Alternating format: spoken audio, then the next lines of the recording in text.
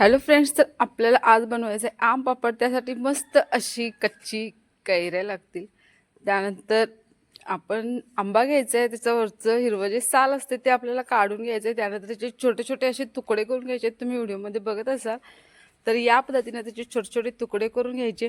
त्यानंतर एका पॅनमध्ये 1 वाटी पाणी ओतायचं आणि त्यात हे तुकडे आपण छान असे शिजवून घेणार आहोत. अगदी फक्त 2 ते 3 मिनिटं लागतील आणि त्यानंतर ते काढून घ्यायचं.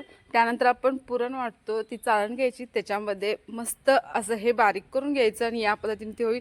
परत एक कढई घ्यायची, त्याच्यामध्ये हा सर्व पल्प टाकायचा.